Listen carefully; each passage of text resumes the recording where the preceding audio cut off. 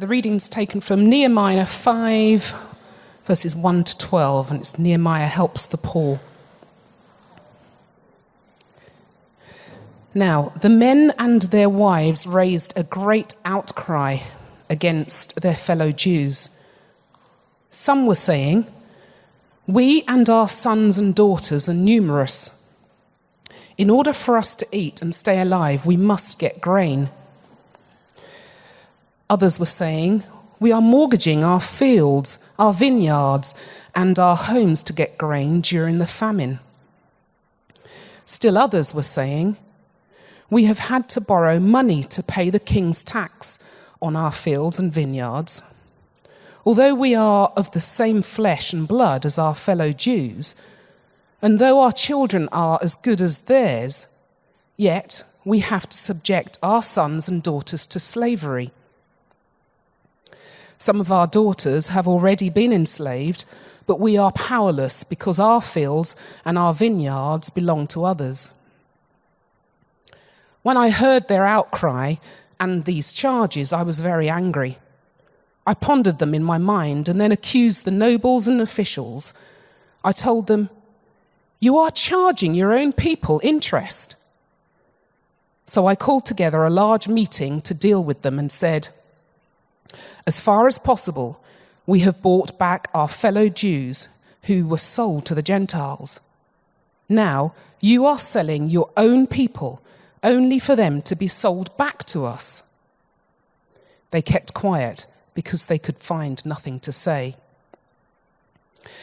So I continued, "What you are doing is not right. Shouldn't you walk in the fear of our God to avoid the reproach of our Gentile enemies? I and my brothers and my men are also lending the people money and grain. But let us stop charging interest. Give back to them immediately their fields, vineyards, olive groves and houses, and also the interest you are charging them. 1% of the money, grain, new wine, and olive oil." "We will give it back," they said, "and we will not demand anything more from them. We will do as you say." Then I summoned the priests and made the nobles and officials take an oath to do what they had promised. This is the word of the Lord. Well, good evening, everyone. Can I add my welcome to the welcome that Dave gave you earlier in the evening, and thank you, Yvette, for that reading. If you're wondering why we've suddenly jumped to a reading from the Old Testament book of Nehemiah and chapter 5 and those verses we were just having read, well, all will be clear as the evening goes on. I hope you know that here at St. Stephen's we have a vision to be a church that's known for loving God, growing disciples, and transforming communities. And it's particularly that aspect of our vision, transforming communities, that we're thinking a little bit about this evening. Many of you will know Hugo Foxwood, who was our curate here for 3 years before moving on to become a vicar recently in Kingston. And as we were preparing for Hugo to move on from our church and our staff team, we recognised that we felt that we needed a part-time role on our staff team, someone who would come in and who would take on some of those really significant responsibilities that Hugo had particularly overseen in relation to this whole area of community transformation. And as we went through that process, I was really delighted that someone from within our own congregation, Fiona Smith, emerged really as an outstanding candidate to come and to join us on the staff team in that capacity as our part-time social transformation pastor. And so this evening represents an opportunity for Fiona and I to have a little conversation, a little interview here at the front, hence the stools, which we'll bring down onto the stage here in a moment, to hear a little bit from Fiona about what social transformation, what that role is all about, to hear a little bit about her own journey and the ways that God has led her in her life, and also to reflect a bit on these verses from Nehemiah and what they say to us when we think today about confronting and engaging with suffering and injustice. Now, many of you will know Fiona, but some of you may not. But I want her to know that as she comes to share with us tonight, she's amongst friends, which she definitely is. So would you please give a really warm welcome to Fiona Smith as she comes to join me here at the front.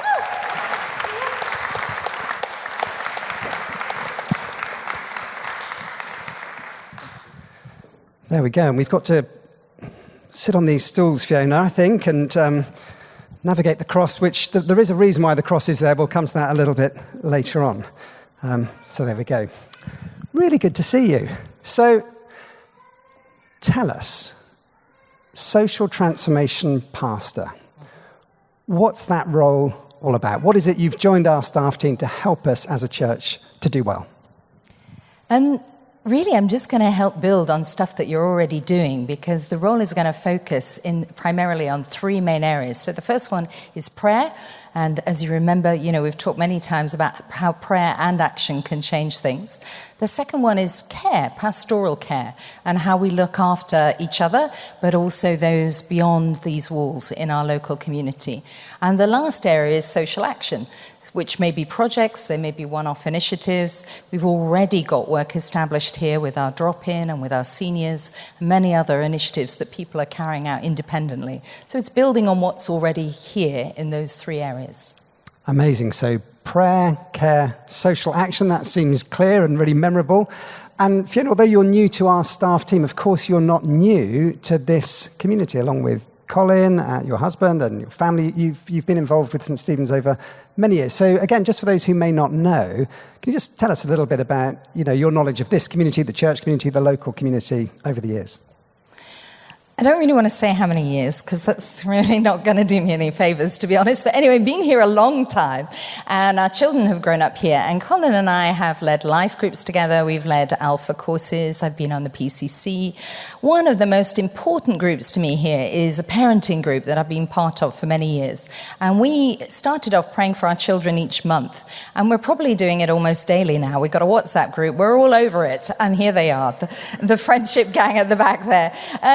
So just the fellowship that we've had here has been so important to us and transformational. And as well as your involvement in your journey with this church family here, and I've personally been hugely grateful for all the ways that you and Colin have contributed so much in so many different ways to the life of the church in my time here as vicar. What about, if I may ask you about your personal journey with Jesus? I mean, a little bit about kind of where that all got going, how that started for you, some of the ups and downs, the highs and lows along the way. And maybe a little bit about where your journey with Jesus has led you into some of the things that you've done with your life, in your working life and in other areas. I gave my life to Jesus at age 11 so Lauren, you'll be pleased to hear this, out of school assemblies. Yay! So, I heard about God and I started reading the New Testament myself and praying, and found a really deep relationship with God that has stood me in good stead all these years. As we're praying that song just now, about God's goodness and his faithfulness to us. That has certainly been my experience. As a child, I wanted to be a missionary, a nun, or a spy. And I was serious. I mean, I'm not talking 5, I'm talking 18. This was my career plan, So anyway, I did become a missionary, actually. And it's interesting because I've always had a heart for the poor and for injustice, and really wanted to change the world.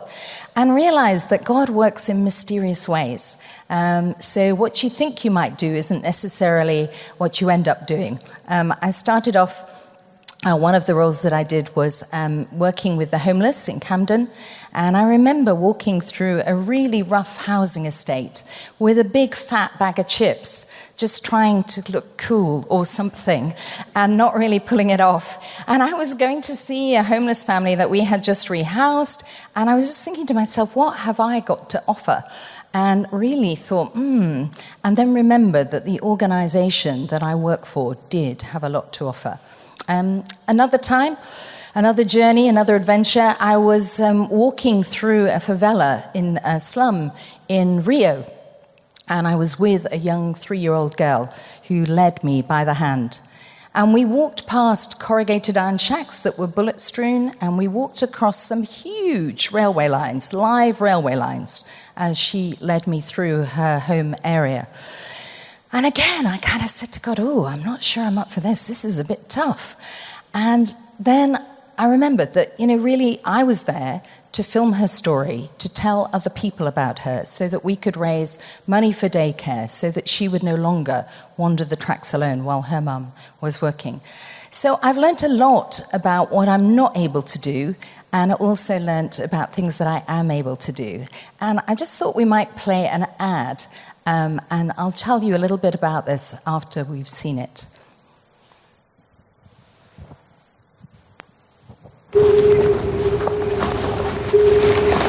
I am the fire that leaves you homeless.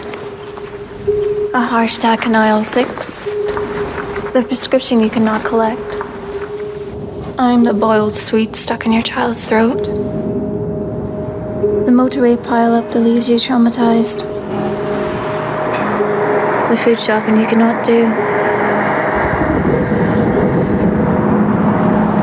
I'm the reason you need a wheelchair. The flood that leaves you stranded. The empty house when you return from hospital. I am a crisis. And I don't care who you are.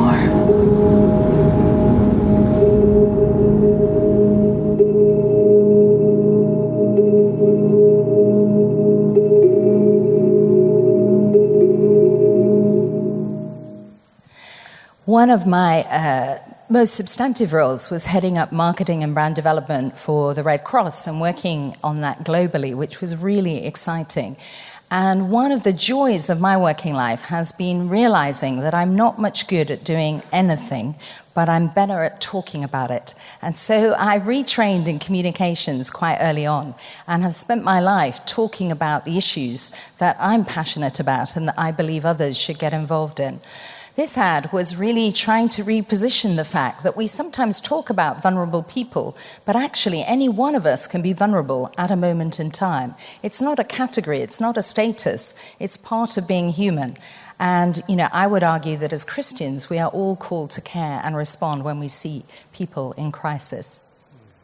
That's so interesting, Fiona. So I'm hearing that you described that, from an early stage of that following of Jesus, your heart for the kind of adventure that you felt, he had for you and a heart to change the world and to serve and engage well with those who are suffering or experience poverty. It took a number of different forms as you kind of tried to work out your fit and your particular vocation. But, that led you to a place where that kind of communication and the mobilizing of others and communities to be able to make a response is kind of where that took you. And if I'm right, if that's a good summary, I think one of the things that really excites me about you coming into this role with us is both your heart for these issues that, are at the heart of social action and community transformation, but also your skills and your ability just to help us think together and to mobilize us, really, in terms of the kinds of response that collectively we can make as well as individually. So I'm excited, couldn't be more excited to have you on our team helping in that way. So can we think a little bit then about Nehemiah, this passage that we had read earlier from Yvette? So in the morning services over recent weeks, we've been working our way through the book of Nehemiah in the Old Testament. We've been looking at being God's rebuilders. Nehemiah's a story all about a rebuilding project that Nehemiah helped to head up. And we've looked at various aspects of that. Obviously, this was something that was happening 2,500 years ago, and it was a particular rebuilding the walls of Jerusalem, a group coming back from exile to do that. But we've been asking ourselves in what ways what we can learn from Nehemiah speaks to us today as we perhaps find ourselves in a time of rebuilding after all of the challenges, the upheaval, the disruption, the dislocation of the past 18 months or so. And Fiona, you gave an absolutely brilliant talk this morning at our morning services from this passage. Now, I know it's impossible to kind of summarize the things you were saying to us in just a few moments. I would encourage all of you, actually, to go online, to watch the online version, to see the full talk that Fiona gave. But just going back to those verses where Nehemiah finds himself having to confront injustice or injustice coming to light and response being needed, just to walk us through some of what we see in those verses about, first of all, what Nehemiah's response was. Yeah, so it's interesting, isn't it? Because Nehemiah's really busy. So he's led the people of God back to Jerusalem from 70 years of exile. He's rebuilding the city walls. Things are not going great, and actually there's a famine going on at the same time. So the people that he's looking on to kind of work on the walls and everything are starving and crying out. And what he's seeing is, which is even more disturbing, is that the nobles and officials, the people who are comfortably off in their society, their own people, are exploiting them during this time. So he's hopping mad. The first thing is he's mad. He's really angry, and his response is anger. Now, we were also looking this morning at parallels in the situation in Afghanistan and seeing there how, people are being exploited in this difficult time. One of the things that I found most shocking in the passage that we read earlier was that people were having to sell their children into slavery. And we see the same thing happening in Afghanistan today, where people are just desperate for food and have nothing left to sell. So first of all, he's angry, and he's got every reason to be angry. And I think as we consume the news in whatever way it comes to us, we too can often feel angry. But I don't know about you, I can often feel angry and kind of have a view about what other people should be doing, but that doesn't always translate into direct action for myself. So the second thing he does, which I think is something that's really useful, is to actually ponder, to take time to reflect, to think about what is going on here and what is my response to it. How can I get involved? How can I make a difference in this? And one of the things we did in the earlier services, and we're going to do a little bit later this evening, is actually take time to think about our response to the world as we see it and what our individual calling is. But the final thing he does is the third and final thing is that he takes action. And the action that he takes is, yes, he calls others to take action, to change the way they're behaving. But what he does is he models and leads by example. So he doesn't expect of others what he's not prepared to do himself. So he gets angry, he reflects on it, and then he acts. And I believe that's the call to us today. And one of the things I loved about what you were sharing this morning, Fiona, you were very honest and very real, as you always are, about actually, many of us can feel that sort of sense of anger, and the world shouldn't be the way that it is, particularly when we read the kinds of stories you were quoting to us of, desperate fathers in Afghanistan having to sell their 4-year-old daughters to try and find funds to keep the rest of their family alive. Just horrific situations. Often we can feel that sort of sense of outrage that this is real life today. But we find it hard to know what to do and how to go beyond that. And it was really helpful, I think, the way that you encouraged us to take those next steps forward. So can you say a little bit more about that? What does Nehemiah's response in that passage you've just walked us through, what does that say to us today in terms of the way that we can try and engage in our day and in our time with these kinds of issues? I think the thought that comes to mind for me when I come across so many issues and just the scale of suffering in the world, whether it's local or globally, is, I often just kind of ask, for the love of God, what can I do? What can I do? It just feels so big. And the kind of steps that I've gone through that kind of help me to think about it is, first of all, yes, we're called to love God, but we're also called to love our neighbour.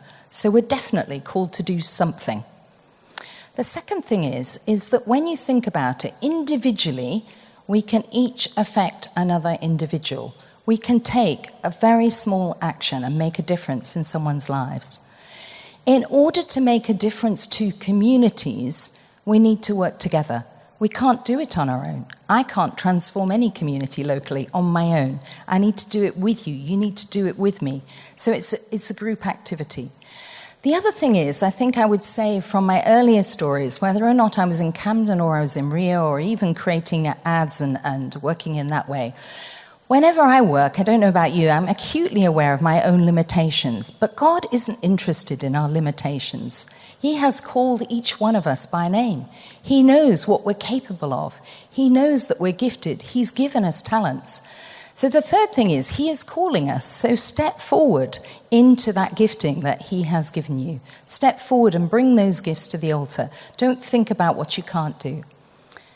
The other thing that I find that stops me doing things and stepping forward is the sense that I'm too busy, that actually I've got such a lot on. So I would love to help so-and-so or sign up for this or do that. But actually my life is really busy. And yet we see with Nehemiah is really busy. He's building the walls of Jerusalem. He's got a lot on, but he takes time to listen and take action. And so at the end of the day, I believe we're just called to do something, anything, and that when God speaks to our hearts about a need, whether it's a personal individual or a bigger issue, to step forward and take some action. That's such a good encouragement and a really good challenge for us all. Thank you, Fiona. And I think one of the things that really excites me. My sense, I think, of this moment that we find ourselves in right now, we all know that we're emerging out of a really unique and strange and difficult and challenging in all sorts of ways past 18 months. So we feel, I think, that sense of the need to rebuild, both in the church as well as in wider society, maybe in our own lives as well. And, there's probably quite a lot that we feel we're carrying inside of us. Maybe there's just the depletion and the tiredness of the last 18 months. Maybe there's a sense of the busyness that you're describing. And yet the opportunities and the needs, I think, have never been greater. So we want to rise up to those. We want to be realistic about what's sustainable. So I don't know, it just feels to me as though as you step into this role, it's a great time for us as a church to be celebrating and being thankful for all the ways as a church we've been able to, live out this call to play our part in transforming communities. Because I really do think it's been at the heart of St. Stephen's DNA over many years. And I'm really saying decades, not just recent years. It really is. So thank you so much to all of you who've played a part in that along the way and the kinds of things that we've done as a church. But I also think it's an exciting time to dream some dreams together, to reimagine ways in which, what that might look like as we go forward from where we find ourselves now. So again, that's not to put all the pressure on you to do that, but what I hear you saying is, how can we do that together? How can we have conversations and how can we begin to dream dreams? So I presume you'd be up for anyone here whose heart is being even vaguely stirred by the kinds of things we're talking about tonight, coming and having a chat with you or making contact or meeting up for a coffee and a chat. Is that right? Absolutely. So I've got my mobile with me and I'm taking numbers after the service. Anybody who'd just like to talk about, the dreams and visions that you have, the creativity, the gifts, just any thoughts at all. It's not signing up for a committee or a particular team. It's just actually exploring ideas of things that we might do, or also just sharing things that you're already doing that might be an inspiration to me and to others if we share them more widely. It would all be welcome.